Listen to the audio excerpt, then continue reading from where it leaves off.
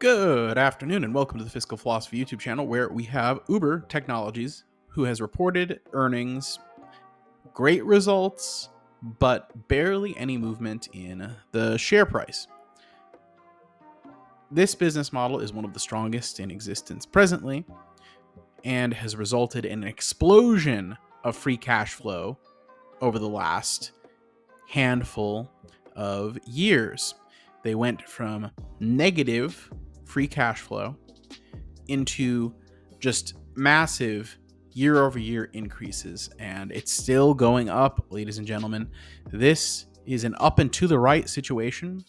The share price, I think, has yet to fully realize what has transpired with the fundamentals, and the market is sleeping on this. Their earnings results were quite good, as a matter of fact. Since, as some of you know, I like to say cash flow is king, net cash from operations was $2.6 billion and free cash flow was $2.5 billion.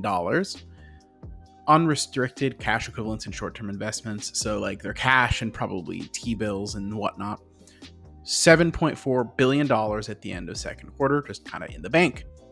So, with that all being said, they have authorized a share repurchase program of up to $20 billion of common stock.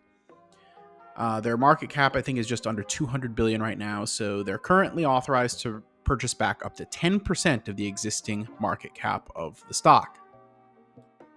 I'm personally a big fan of the fact that they're now moving towards buybacks, because previously the dilution was a little bit of an issue.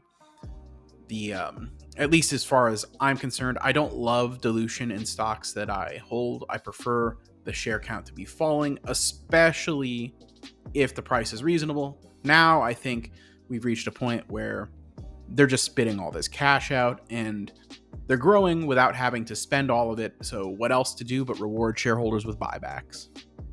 Just a look at how quickly Uber went from a nosebleed valuation of over 100 times price to free cash flow to a mere 21 times free cash flow shows this is a growth machine. And I'm not opposed to a company buying back shares at a relatively undemanding multiple of their free cash flow.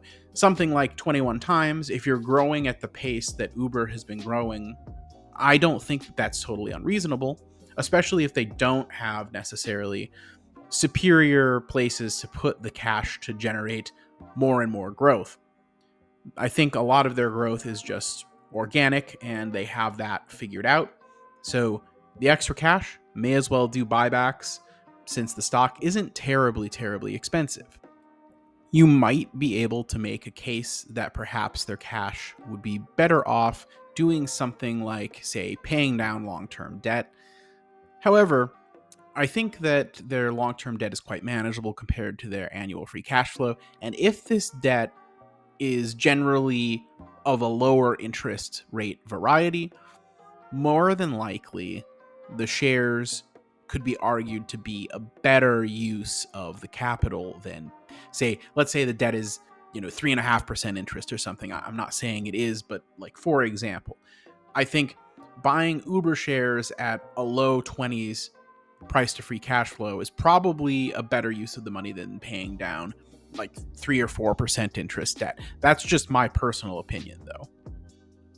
If you are like me and you're in Uber and you're long, let me know in the comments below and pop off. Listen, I question anybody who downplays Uber right now. Every metric you want to see it, whether it be revenue, cash flow, whatever. At the moment, it looks like it's all in the up and to the right trajectory. And over a long enough time frame, the price should follow these fundamentals. So why is the market sleeping on Uber today? Couldn't tell you. Maybe they're afraid of robo-taxis. But anyway, let me know in the comment below what your fair price is, your target, if you have one, and consider hopping into the Discord linked in the description. I talk to Uber shareholders in there that are in this with me all the time, as well as any other stocks that we like to just kind of shoot the breeze about, so to speak. If you enjoy these discussions on different stocks, consider doing all the algorithm stuff for me.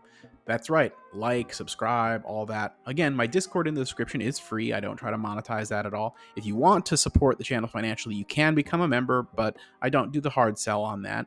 And also, you can follow me on Twitter at Mr. Macho Mog. Catch me every Saturday, 8 p.m. Eastern on the Cashflow Kings live channel.